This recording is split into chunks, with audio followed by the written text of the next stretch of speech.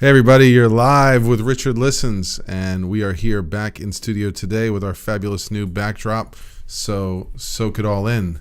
Good news, we are now up on all platforms, iTunes, Spotify, and YouTube. So please subscribe and like, share with your friends, your family members, your fellow camp goers. Send it, say I know this guy, and please send in your questions.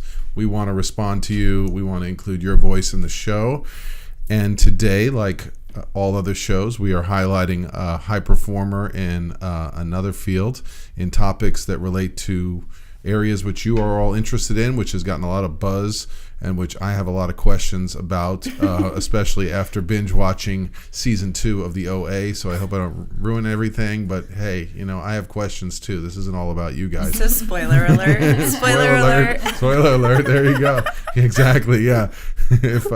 But we'll try and stay away from specific details. But you know, it's part of you know, and you see in our stinger coming up, what does that have to do with high performers, about spirituality, and it's something that we get into in team sports, group dynamics, families, and it means something very different to a lot of different people. So we're going to get into spirituality. We're going to get into past life regression. What does that mean? And soul hacking. I mean, I, for one, am terrified about having my soul hacked, but why not? We've had biohackers. We've had computer hackers. I made it funny. So without further ado, we do have our fabulous co-host in studio, Miss Caitlin Patricia Weiler. Say Hi, that guys. 10 times fast. Yes. And she's going to give us a little bit about, we featured last time that she, I believe, walked and jogged the LA Marathon in assisting someone in a suit, which she will tell us a little bit about. Yes. Fabulous piece of technology, and amazing journey into her soul in supporting someone else to achieve that milestone. So before we introduce our guest, why don't you tell us a little bit, how are you, Caitlin? Good, I'm good. Today I've been running around Los Angeles, and it was like almost 90 degrees today, which is fantastic. I hope this weather stays. It energizes feeling like me. LA again, huh? Yeah, it feels like LA. It's too hot. I love it. You want February back? Yeah. Yeah. Where are my sweet 60s and 70s? I know. I kind of miss it. I don't It at was all. cool at night in the warm blanket. The Boston weather can stay in Boston. Keep the LA weather. But no, the LA Marathon was great. We ended up only completing just over 17 miles. Adam was a paraplegic. He used an exoskeleton. So we were working to make history for him to be the first paralyzed man in North America to finish the marathon. That's amazing. So we started Friday night at midnight at Dodger Stadium. For the temperature or lack of traffic? Because it was going to take him 3 days to complete it at the speed he could go in the exoskeleton. So we took off at midnight on Friday night, and that carried us all the way through mile marker 11, which was on Hollywood Boulevard, which was crazy because I was walking through like something like Koreatown or something at like 3 a.m. Oh my gosh. So it was scary. It was like deserted city So with did a you guy in set an up like exoskeleton. an air mattress outside Winchell's Donuts? No. What was the plan? No, we didn't stop. So it was You like just walked for 3 days straight? pretty much. Well, what happened was, so we got to mile marker 11, and Adam didn't prep for the terrain that we currently had. So it was very uphill, very downhill, which with him with the suit, you could imagine how strenuous that must be for his shoulders and his upper body strength. So he really just couldn't move at mile marker 11, which ended up being Saturday at 7 p.m., which I'd found out just last week that I had strep throat the whole time. And then on top of that, when we got to mile marker 11, I got food poisoning. What? So I was So it was sick, the Winchell's, huh? very What did sick. you eat? Oh my gosh. It was, I think, tuna fish. Like it was no. terrible. So we were suffering with that, but we were trying to, encourage Adam that he could finish. And then he ended up deciding to start at mile marker 22, which was his re-enabled start line. So that was for his nonprofit, starting, re-enabled athletes to start from there. So at about 6 a.m. Sunday morning, we started there and finished in Santa Monica around 4:30 p.m. Wow. So we did still make history in him being the first man to do it in LA. We didn't complete all the mileage, but what an experience, just even for me mentally, because I was so not feeling well and all these ups and downs. And then we were doing my filming for my documentary. That's right. And you're doing it for a bigger cause too. Yes. It's amazing. So my documentary, Exo Rising, is to support the spinal cord injury community, but also to bridge the gap between, the human spirit and how people face adversity through positivity, but also bringing that through the story of like the the technology and the revolution that's happening to enable people in a different way. Because when my father was injured 30 years ago, the actual first exoskeleton that was made and be able to use by a human was finished the year my father died in 2001. Oh my gosh. So doing this with Adam for me was like I could, walk with my father's spirit and do this because it's really beautiful. Yeah, just thinking that could have been to be, and now I want to be able to create this education for our society and to also impact other families that were living like mine because we didn't have as many resources as we can give today. Wow. Such a passion project. Yes. Wow. And we're just Really starting. amazing. We have we're still trying to raise funds for our Kickstarter, and it's about a 2-year, 18-month project we have on our hands. Wow. It's really amazing. And I hate to Richard listens you, Caitlin, but it's like, Caitlin's been, her whole journey, how she met our dear friend Peter Sobey, who we hope is listening. Peter, Yes. yeah. Yes, and I just came from meeting Peter. So Yes, shout out to Peter. yeah. Hi, Sobey. Peter. And dear friend, and he helped me, inspire me to do this. He was my partner in doing this show for 2 years. So the fact that you connected through him, and then you do a lot of things in LA. I mean, you do. It seems like, we see a lot of the acting, modeling stuff, but this, when you just said that, like, my heart was like, Heart right? explosion. Yeah. So Tana's going to give us the whole. It's great though because it's like it's acting and modeling has integration. always been my thing, but now I can do it also for it's like my soul passion. Well, it bridging must all feel together. so Yeah, much bringing it different. together. It's not that those things aren't absolutely incredible and amazing that you can do them and do a great job. But what must it feel like? Like this to is say making a that, different impact. Yes. just in your life, But like it's that you that had whole- that. Nobody has that vantage point that you have having a father Right. that couldn't use this technology. And now it's available for the future, right? Right. Exactly. And she's great friends with Richard. I mean, you're With Peter. Richard. With Peter. That's right. And And Peter, she reached out. She initiated that relationship. Well, and I didn't. She just told me that Peter reminds her of her father, Mm-hmm. and so it's just this lovely, full package. Like it makes your life make sense. Like Yes. that's how I feel about my life. It makes my life make sense to be able to do what I do, and you get to like Right. do something that you like is near and dear to your heart that maybe probably was painful to live through at times. Yes. So this is my way of living my adversity through positivity. Yes, by and doing now this giving film. back, and you understand like the full circle Yes. of your life. It's really beautiful. I think we're going to you. keep Yeah. going into it. So before I let the whole show go by without actually formally having the courtesy to introduce Miss Tana Ingels. Welcome. A dear friend who, thank it's you. just amazing. This is one of the benefits of social media is that you don't see someone for a few years, and we've been in touch, but it's like everything's been exploding for you, and the messages that always come out are just so incredibly inspiring and powerful. Thank you. And for people who are out there doing this work and taking on the container of holding emotions for others, it's really important that we still tap into other people who are inspiring us. So I want to say thank you to you. Thank you. And today we're going to hear about soul hacking, life coaching. Yes, I'm dying to know what this is. Yes, past I life call regression. it energy coach Okay, because And I please. love that, So too. I'm going to let you introduce because I always bungle something. No. At least I got through saying your name correctly. you rarely bungle anything. Thank Come you. on. Thank you. Thank you. But it's a I don't know lead-in. what your wife Courtney would say about that, but hi Courtney, by the way, who I heart and love. So yeah, I am a certified hypnotherapist. I also am a past life regressionist, and that's and an intuitive. So that was kind of the beginning of the I feel journey. like you need to break all those down for us. for the layman. Were you layman intuitive Yes, what does first? that Were you mean? intuitive first. So it started. I think I just felt a calling at a very young age, but you don't understand that at 8 years old. But I just felt like a calling to something greater than. I felt like I had I'm a pastor's daughter, so I called it God. I mean, you can call it source, you can call it the light, right? Your higher Universe, power, yeah. universe. Like there's so many words, but at a young age, I felt like a Would you have direct moments like that? Like in church? Would you have moments of like feeling I like... had a moment at 8 where there was this group called the Heritage Singers, and they were like a religious, spiritual group that would go around and sing, and it was like, this is in the late 70s, so there wasn't a lot to do, right, in life then, except play outside and maybe go to a movie, but anyways, they would call people forward if they wanted to kind of come back and devote their heart to God, right? And at 8, I was like, can I go? And I went from, like, there was an audience, huge audience, and we were seated towards the back, and I went. Where was it? Where'd you go? In Reading. I grew up all over, but this was in Reading. And I, like, went all the way by myself without my parents. My parents let me, they were like, sure, yes. But I just felt called to go and, like, be in this circle and, like, basically, like, give my, like, life over to this bigger journey, but, you know, not understanding at 8 what that meant, but just really feeling like I had to.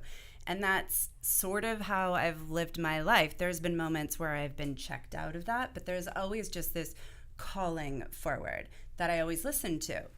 And so I realized that I had intuition in my 20s. I was going to just say, is calling forward meaning like your intuition? Well, yeah, I think that there's a list, like there's a internal guiding system that we all have, you know, that can just pull you forward. And then your intuition, I think, can be like, it's like multi-layered. Like, I think that you can have a direct connect to source, you can have guidance.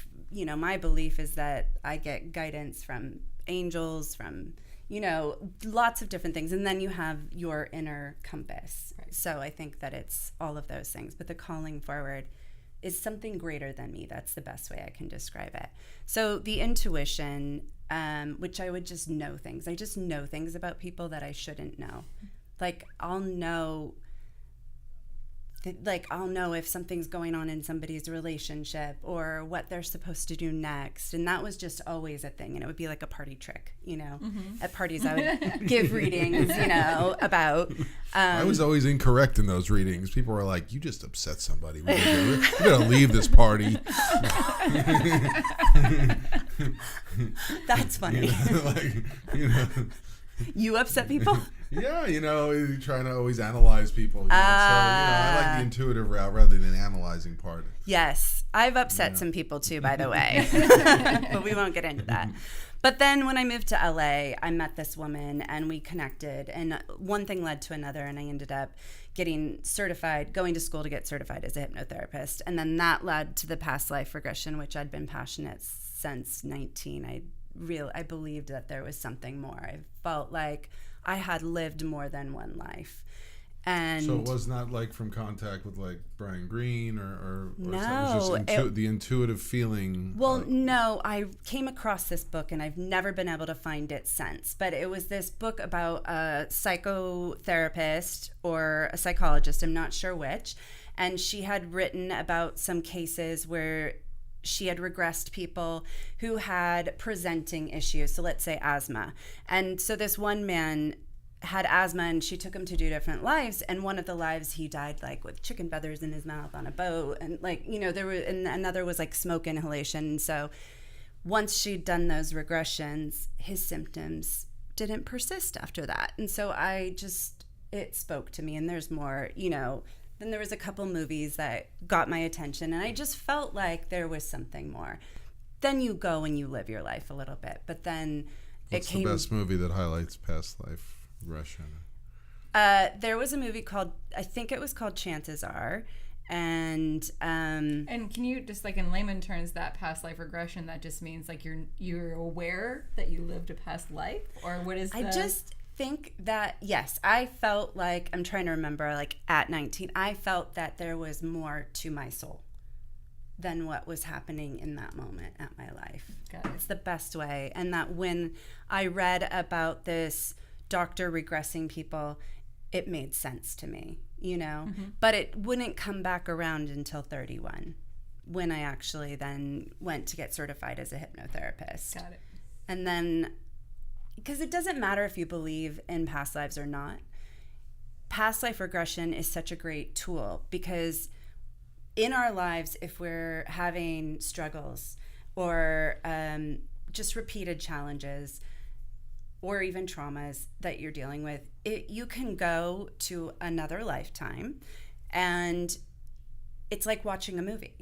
So you can feel all of the emotions, but you don't have the blinders on of living this life. You're not so connected to it that it doesn't shatter you and break you. You might cry, you might get emotional, but that's how you would when you're watching a movie. The coolest thing is that when you come out of it, that there's parallels in your life and you can see them through a different lens. And so it can create shifts in your life almost just naturally. It's not something you have to force or work at. It just is like, oh, aha, you know? Yep. Boop, boop, boop. And then it just flows different. Right. So it has this effect of like the ability to look at whatever thing you're going, which is totally encompassing all your emotions, because you think this is life or death. And, this is my entire experience of everything. And yes. It gives this longer view of, right, there could be deeper meaning or a bigger cycle yes. going on here. For sure. And interconnectivity, yep. which you know, some would say is kind of spirituality, right? Sure. So here goes my OA question. Here right? we go. I love it. Bring like, it on. Right, because it's like now into all this is making me think of that film, The Shift. The Shift I never saw. You never saw it? See it. Okay. Now I have homework. Huh? Yeah, it's an older film, but it's talking about someone having that internal shift. And even this week, I feel like I've had my own of having clarity with certain things in my life. That one of my personal things of clarity was just like I need to make clear decisions in all different areas of my life, because not having a clear decision, that gray area, I don't know, it's like, I guess it's just, I'm finding it's a very uncomfortable place to be. But in the gray, and that reminded me of The Shift too, because you had to kind of, I know it's like a process and you can't force it, you know, for you to get into whatever that next state of your better self is. Well, I used to be scared of making choices because I felt like it was going to be permanent and written in stone. And I'm finding that maybe it's fear in front of me, not even realizing it's fear in front of me, right. Thinking of those things. Because it's like that growth, it's like the unknown, it's like it's going to look different, it's going to feel different. Can you handle it? And I'm a future-oriented thinking person, which sometimes too much future is too much future thinking. There is such thing as too much future. Do you relate with that at all? Do you think far ahead? Too much. Well, fear can also push you into the future. Like I'm personally trying to and it's funny how your hardwired patterns will keep you thinking of I'm glad to hear that you're talking about decisions and clarity and tools to get to that place of being, a lot of the work I do with high performers and athletes about getting to the moment. But then I notice myself, well, why am I not just clearly on the top of the list going, make Richard Liston's show the best podcast there is, have the absolute most amazing conversations with the most amazing people, and from there, write my book, and everything else falls under that. Instead, what happens is you put everything else above the dumpster fires keep drawing all the fear, and you keep going, well, if I walk away from that, what does that mean? And it's security, and so there's a pattern that develops. Then you realize, whoa, this is pushing me further from vision. Yeah, and I think you're just saying pattern. Like I've realized I need to change a thought pattern. So I call it programming, but it is patterning, and it is true.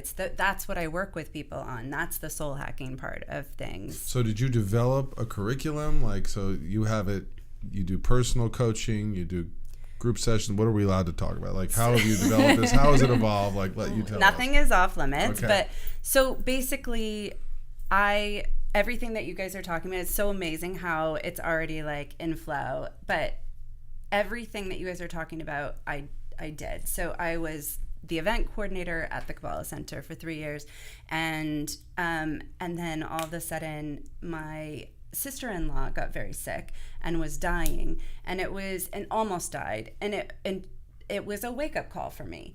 It was like, whoa, you're not living the life that you're called to. You're just going. And I wasn't making time for friends and family. I mean, I had community who I loved dearly. And it was an important role, and it did a tremendous amount. It grew me.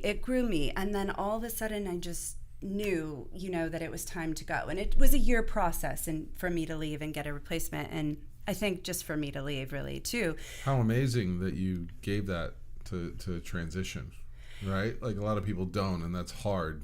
Well, it was a hard choice to make because I knew it was a big choice. And I didn't have a plan after it at all. It was this kind of idea, I'll go after a dream. So did the fear kind of intensify as you got closer? I didn't have time for that because it was it wasn't high holidays. It was Purim and Pesach, and I just didn't have time to think about it. And then my mom was having a hysterectomy, so I my last day at work was the very next day. I was on a plane going to fly and be with her. And then my friend had a mastectomy and I was with her. And then I came back and it was like, whoa. Yeah. I have like a whole new life and I have this idea of what I want. I don't know what that looks like. I don't know how to create it, but I know that I feel called to. And there was a lot of sitting around and not knowing what the heck I was doing. And, a client here or there, but not, they were there. So with those clients, I started to really develop my practice. And that's when the soul hacking evolved. I kind of had this feeling, this sense that I was going to develop a new process, a new technique. But that's so esoteric because oh, really? You're just going to come up with a new healing modality? And so did you get met with that or just your own internal doubts? Did you get met with, what are you going to do as your day job? I had no day job because I jumped. I had no idea where my feet were going to land. And I used to actually say I jumped without a net, but I really feel I was carried, right? I feel like I was carried by something greater than. And I showed up with the clients and I sometimes felt like I didn't know what I was doing and I was winging it and I was experimenting. And I would rely heavily on the hypnosis or past life regression and some of the tools that I already had in my toolbox. But there was an evolution during these sessions and something else started to evolve. And I just kept giving myself over to it. So even though the fear was there and I felt like a little bit of a shit show, I was seeing people's lives were shifting and that I was working with. And so that was kind of so it's kind of like reinforcing and you're getting confidence to keep going. Slowly. This was a slow roll. And how are you getting your clients? How were you finding them? It was all word of mouth. All word of mouth. And it still is all word of mouth. And I'm so grateful. But that's why I feel like going after your dream doesn't necessarily mean that you know what the end is going to look like. Because if you could have told me or would have told me a couple years ago that I would be doing stuff with Equinox, which is like I saw that when a gym, but that was the furthest. I would never have thought. But now, now it makes sense because it's about the whole being, and I think that they're super pioneering and Do they have an ethos to their brand? Yes. I've never known what's the meaning behind Equinox. I mean, they I think I sent it to you, and of course now I'm blanking. I think you have it on your website, right? Or something about it. I read it. And I was so interested in that connection because I love going to an Equinox. It's like no other facility. I can't believe that I'm actually blanking on this right now. Oh, it's high performance living. And and that just is all encompassing, and they're really pioneering and they're really trying to do things outside of the box, and that's why because they focus on self-care too in addition to your workout, which is part of self-care, the mental, the self-care, all of it, and they're expanding, so cool. I just studied last night. I think depression goes down right with exercise, but if you exercise too much, it actually has the reverse effect. Some people who are exercising, some people who are extreme athletes who are twice a day, or if you're spending, I forget what the hour ratio is. But at some point that makes sense because there has to be an element of physical exhaustion that can't be beneficial. And mental exhaustion. Anytime you feel like you use the choice that I'm doing something good for myself and it becomes what you have to do, which is what happens to a lot of people who are doing it professionally, right? If you have to do it, if you have to ignore signs of injury or family needing you or rest, and you have to keep overriding, eventually the generators stop going. That was my job prior. Was just I was overriding all of that, and so but then I went from something to nothing in a sense, right? So then all of a sudden things kicked off, and I started to get groups, and I started to grow in that realm. But the soul hacking itself is what I liken to reprogramming through life. First of all, we're born into families, and we have no control over our lives. We don't get to decide where we live. We don't get to decide how we're raised. We don't get to decide what schools we go to.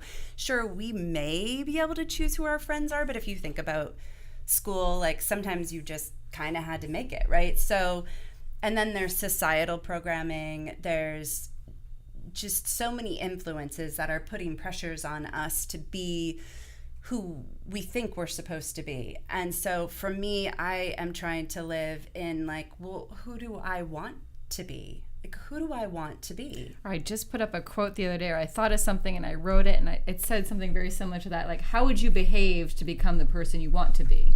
Or something like that. And I just wrote, think about that for a second. Isn't that amazing? It's so simple yet so profound, right? But this is the other thing I'm finding, is that we overcomplicate everything in our lives. I certainly do. And like, even in what you were just saying earlier about, you are clear about what your two priorities are. And you know that if this one priority grows, that you can move into this one with ease. And yet, you're overcomplicating everything, right? But it's the simplicity of it. And it's a hardwired thing. Exactly. You know, it's, there's things that, get tripped up. For me, it's, being at 19, having to go to work, and it's like, well, that choice became, well, everything else goes second fiddle. And there's a lot of people out there that are in survival mode. Yeah. And it teaches you a lot of resilience. And at one point, you had to do it. Yep. And at one point, that voice got dimmed down. So I'm trying to help people take the time in the now, because we keep getting these opportunities where it keeps replaying, but we don't notice there was a chance. There was a chance, just like we did, like with Caitlin today, to stop and go, wow, like what I just did was for my dad. It was for nobody else. So that nobody else needs to understand. Failure, success, food poisoning, not. I know internally, like. Well, there was a point where, like, in that moment where I was so sick and everything was going wrong, and people are like, "Aren't you just going to go home?" And I said, "No, like, I'm doing this because I started something for myself and to honor my family." Not even a hesitation. Yeah, there wasn't even a second thought. Yeah. So when you have clarity of vision and purpose. But that's like being called That's interesting forward. to say that. Yeah. Yeah. When you have clarity of vision and purpose. Yeah, so then where would you say that making, missing step is then for you to not keep your priorities at top, then if you're saying it's clarity fear. of We were purpose? talking about fear earlier. Is it like a lack of being like held by something greater then that I think at that moment, there's certain ego creeps in attached to fear about responsibilities or... Sure, because by society's standard, you're a father, you're a husband, right? You're a man, you're a provider. That's right. I'm taking care of employees. That's the hardest thing, having a company and trying to build and take care of others and do things. I mean, I really amazed at companies that can do it, grow on scale and care for people and make sure everybody is valued and supported. So it's an amazing, amazing task. So it's like a tremendous learning. Let me ask you a question. I'm getting soul hacked right now. Yep, this is happening. But what would it look like if you were living like your best life? If you were living like the life that you really feel that you're capable of living, that you're capable of living, wouldn't that spill over and like touch other people's lives in a more powerful way? Wouldn't that bring more value to your family, more value to your life, more value to everybody that you interact with, whether employees or not? Like, wouldn't that... Oh, totally. And I think, fortunately, look, I have it in front of me. I can take a moment and step back or engage tools like, meditation or visualization or engage in a, kind of a brief retreat away from work. I have that good fortune to step away. I have my, dojos of, being in studio here or being on a sporting field where I can kind of teleport to different places and get to see myself in a different way and have that kind of chuckle with my inner 15-year-old self and be like, so, it is happening. It is happening. And so it's also, what do we attend to? Where's our, what do we, we've talked before on the show about what do we associate with, right? Often the fear pushes us into disassociation, other, what somatic experience refers to as overcoupled roles. Yep. Right? So maybe you want to be creative and visionary, but it's like, right, there's a character in the show, the OA, another spoiler alert, like the guy's like, he's got the family to care for too, and they're all, let's go on this like amazing healing journey, and he's like, yeah, well, maybe next lifetime, right? Like this, like you know, I got a family, I got a job to do, I have to stay in school, like that. You see it playing out, like he's seeing all these things happen. This whole group is like, we need you. It was the hardest for him to kind of go along with everything, right? Yeah, because of his responsibilities. So it's like, you know, it's funny what we probably see in different characters in movies, right? The projections, but it's that close. I think for a lot of my clients, and especially when you get to like people who've played professionally or ER doctors or already speaking in front of people and work, it's like you're already like, it's amazing what you're doing. Like if you could really tap into all the skills and all the strengths that got you to that point, it is completely amazing. But a lot of people get there from survival mode. They've just always done, like you said, it's the family they grew into, it's the conditioning they were given, and they may not even be tuning into the skills and strengths that they utilize that for other people feels impossible. Right. So I'm glad I just came back from actually this year's California Psychology Convention. The theme was, what's your impossible? I love that. And the keynote speaker was Dr. Christina Heilman, who works with elite rock climbers in, is it Teton, Colorado? The Grand Tetons. Yes, so she lives there, and it's like, you know, her environment chose her, or once she chose it, then elite climbers hold. And the whole way she gave the entire presentation, there was nothing intellectual about it. It was purely about passion. Yeah. So that was so inspiring for me. And, you know, a lot of buzz is going around, Free Solo, or if anybody on Netflix has watched The Dawn Wall, and it's like, it's been on my list. These are elite climbers, but, you know, it's incredibly refreshing because it's also showing an in-depth look into like the emotional pain of these climbers. Like you know, to be inspired, to be a visionary, to climb, you know, and to be out there, you know, just yourself, completely vulnerable and literally hanging on by a thumb or a toe, and be willing to keep going and overcoming fear every moment. It's very interesting. They even look at MRI of their brains. Like their brains just don't register fear in the same way. Well, it's creating new neural pathways. And because they're constantly having to push themselves beyond fear. So say more about that. How do you help someone develop those neural pathways? How do we condition ourselves? Yeah, or if you feel that your fear is always in front of you, yet you're always been a risk taker or an entrepreneur, and you've always been doing that. So, like for me, for example, I'm always that person who's thrown myself outside my comfort zone, and I feel like I'm always uncomfortable. So then, where's my block? Or well, are you still afraid? Even when after I take the leap, I guess. I would just say that from our brief discussion that I used to go way too far into the future and try to predict how it was going to go to protect myself. Right, and I know from experience that nothing is ever what you expect it to be. Ever. And it can be greater than, or it can look completely different. Yeah, exactly. So I think like being maybe more present, being more in the moment. Working on being more mindful always. Yeah, and it's tricky. It's a tricky thing being present, like to trust in life, to trust in ourselves. Because something's always like, oh, this is ringing, or you need it here. I gotta get. No, but it's also the emotion. Distraction is a part of it. You just said something. Distraction is something that can keep you from living your life. But it's also emotional distractors, right? Because you just said the key thing: trusting yourself. We may not have trust in ourselves, and this is very important, right? Because at an early age, if we were let down, if we went through, you mentioned traumas, right? And who wasn't, right? Right? And depending on the severity of the trauma, if we were let down in what we thought was who was going to take care of us, so we may not trust ourselves that we can care, feel secure. You're like hitting home in all these weird ways. Okay. Things are like going on. Or trust others to care for you. But I think like my whole purpose in life right now, when it comes to how I live it and how I work with others and what I just try and show on the daily, is that I'm trusting myself more. I've done a lot of healing work on myself. I had multiple traumas young at life, and I had to get to the point where I am now. And I think that learning to trust oneself. Like I always say, it's super cheesy, but that the medicine lies within, like the answers lie within every person. So we could talk and we could work together, but what I would be doing is I would be guiding you to you. And that, I think, is one of the things that I do a little bit differently. I'm not, the word healer gets really like overused in a lot of ways. I say that, yeah, sure, I'm a healer, but I'm teaching you how to heal yourself.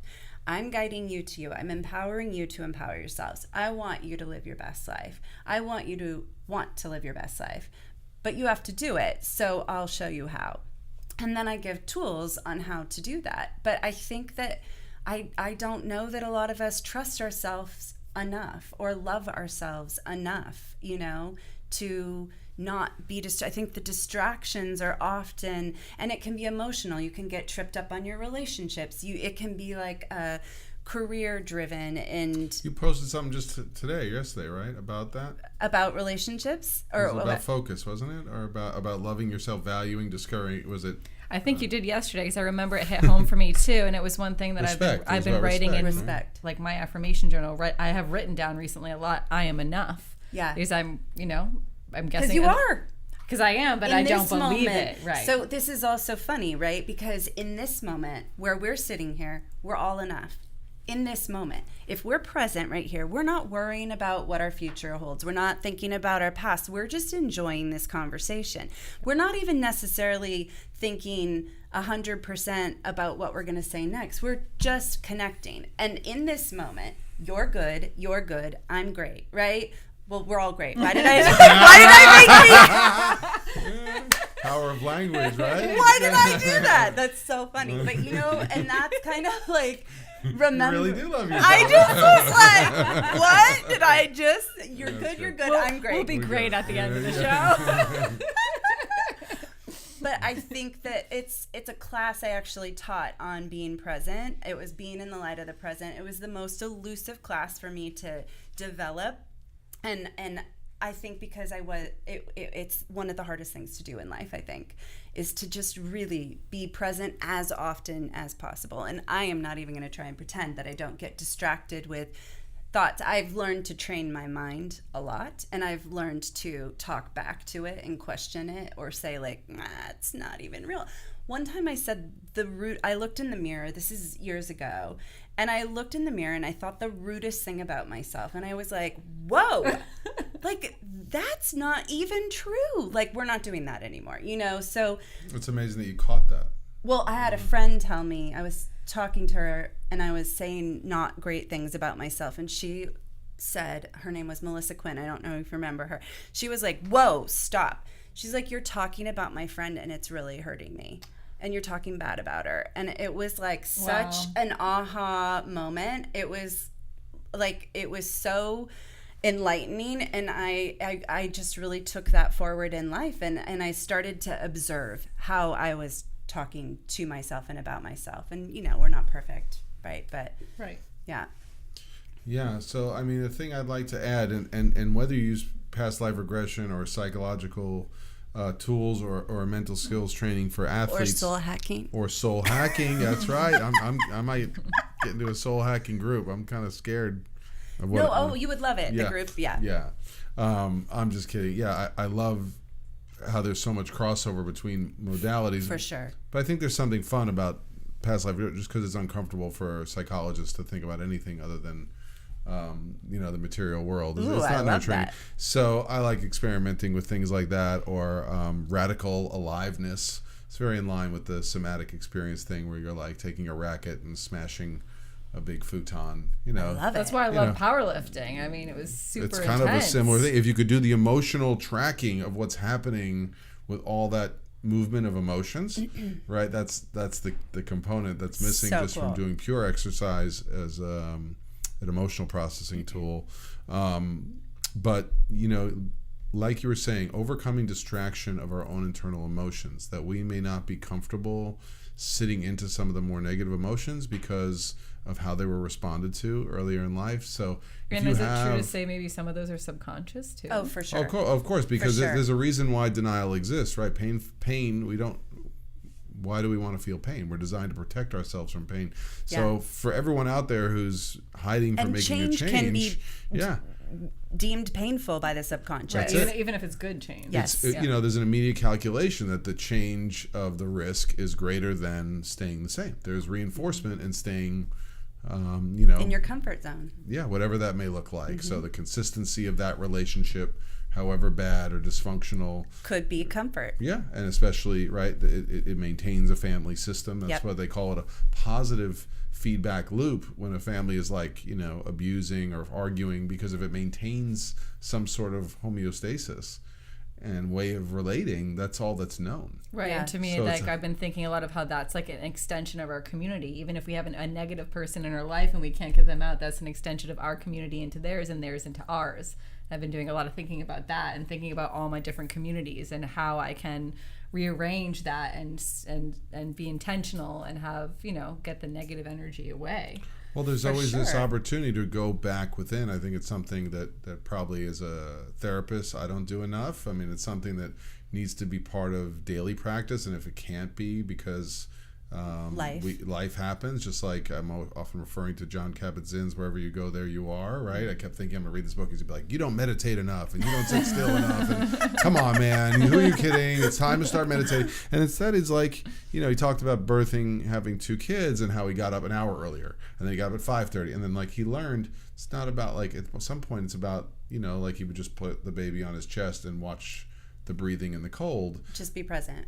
That was the mindfulness. So, seeing these moments of connection when like conversation is happening that's piquing my interest and sitting there and like taking it in and just noticing myself enjoying it. Or when I see 2 people like really connecting and being like, okay, I'm just taking that in. Or it's those moments when you're with somebody else and it's like you're in your bubble, right? And nothing else exists. That's when you're being so mindful and you're in that moment. And taking it all in and letting that fill you up as a sign of this is the type of person or where I need to be spending more of my time. Or one thing Peter had said to me recently is about nourishing your soul. That just like completely resonated with me. He's like, you need to do things that nourish your soul. And I've been trying to tell myself what really nourishes my soul. So going back to what you just said, that applies to the people that you spend time with, like how you speak to yourself, right? Right. All of those things matter.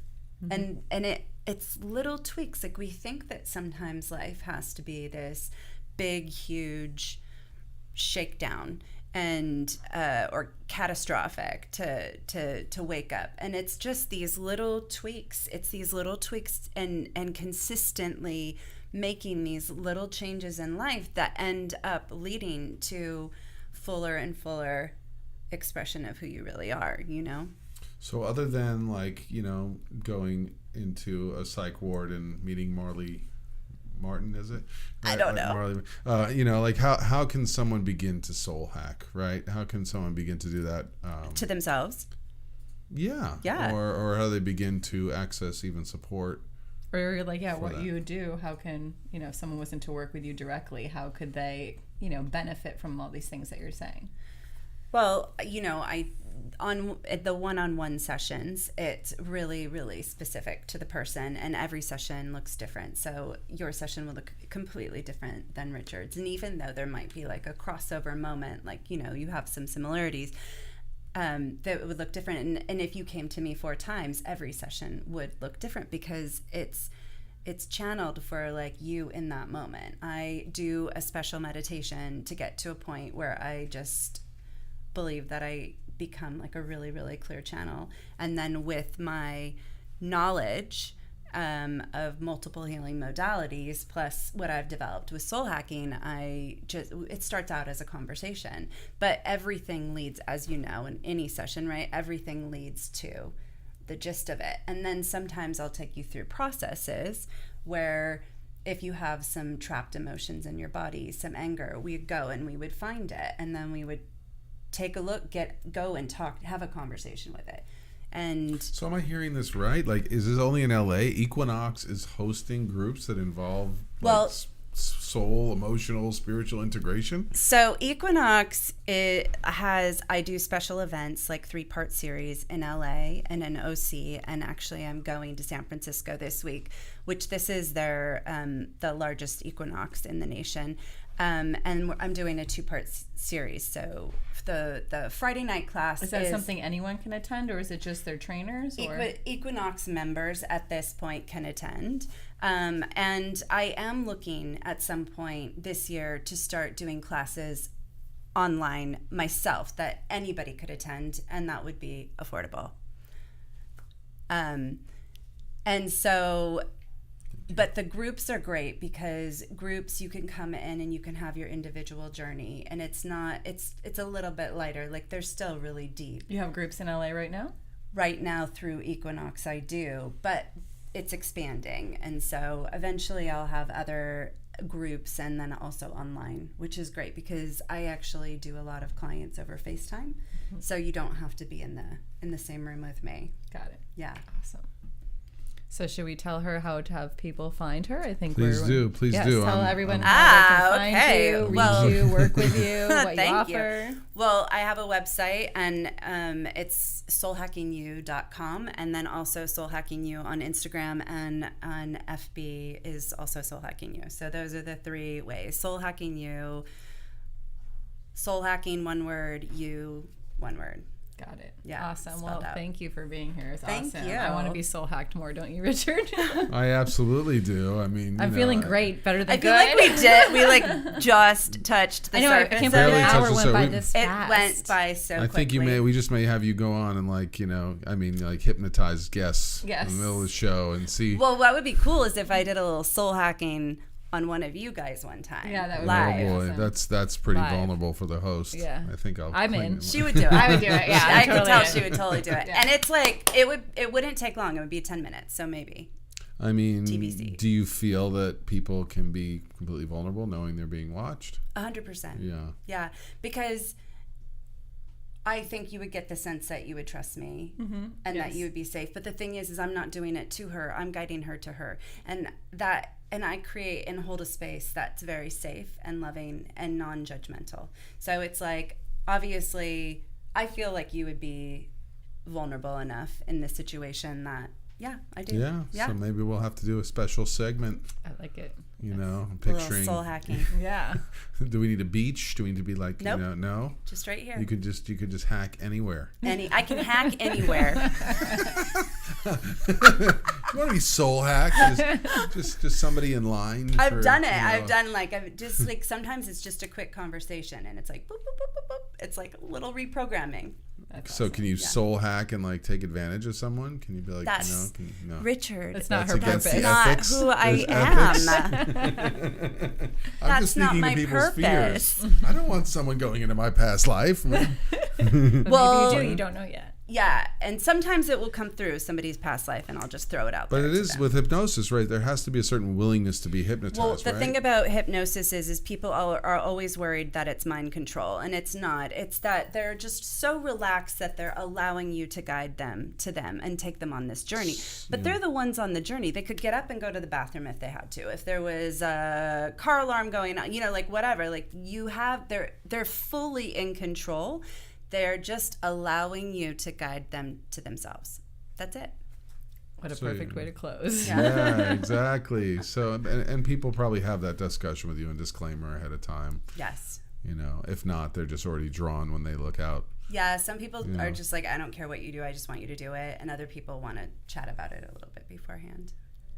That's amazing. I'm so glad you're doing what you're doing. I'm so glad that we are Same, by the way. reconnected. Yes. And No, I'm glad we have let's connected. continue to use our platforms to help and heal people together. I love it. Yes. Thank you for having me. Thank you two are amazing together. And Caitlin, thank you for What a great sharing. energy on today's show. Yes, I feel like thank it's you. so great in here. Well, it's amazing I feel what like you've we could done. be Yeah. talking for hours, Yes, which we is the could. I best can't believe that feeling, hour right? went by. Yeah, well, I'm selfish. I just want to know about the multiverse.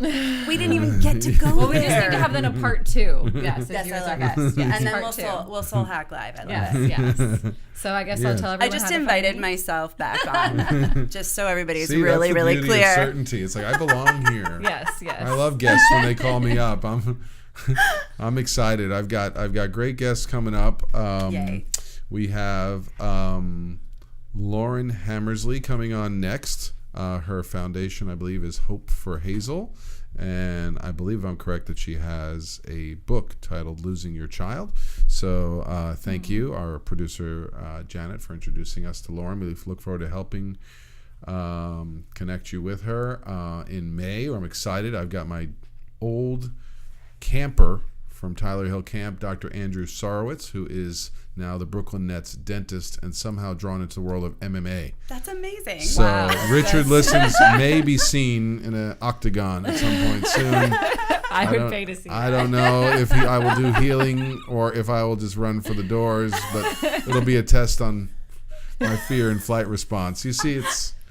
we're always learning about ourselves. Fight or freeze. Hopefully you're not freezing. Exactly.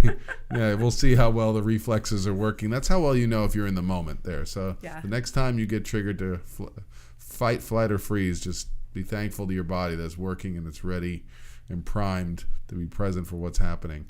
But if you need help resetting that nervous system, come see me. Richard Oelberger, Somatic and Sports Psychology. You can find me online at richardlistens.com. All our shows on iTunes, Spotify, and YouTube.